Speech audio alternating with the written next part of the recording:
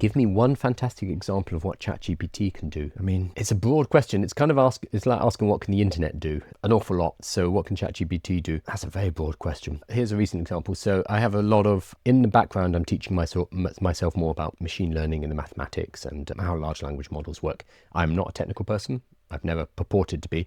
I cross the intersection between artificial intelligence and business and entrepreneurship and helping people to start businesses by using AI.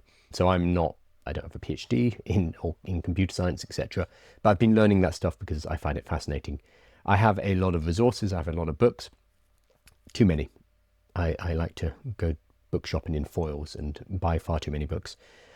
So one thing I did 2 days ago was I took a photo of my bookshelf in the AI section in particular, and I said, look, can you help me with a learning plan here? Can you help me sequence these books and in which order I should be running through these books?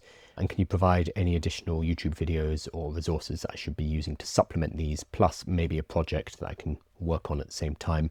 And then I asked, can you ask me clarifying questions? And it asked me about my goals, like what am I trying to do? Are you trying to become a machine learning specialist who's building models? And I was like, no, this is more for hobby, etc.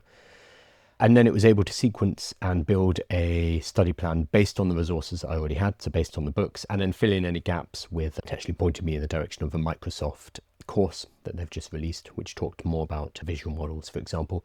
So it was able to not just search information, which is what Google can do, but it was able to synthesize information based on my needs. So I told it what I wanted it to do based on existing resources. These, you probably see them there, these AI books, too many AI books, and based on online resources as well. And it's able to synthesize all of that together into a learning plan, into a curriculum. So that was a recent fantastic example for me, but I use this stuff every day. So increasingly these things don't seem as magical as they actually are.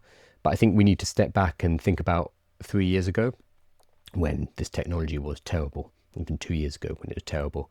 We become used to these things incredibly quickly, and then we start complaining when they don't work. But it's useful to take that perspective of, wait, no, hang on, 2 years ago we couldn't do this. This is basically magic. So I think, yeah, it's really helpful to think of those fantastic examples.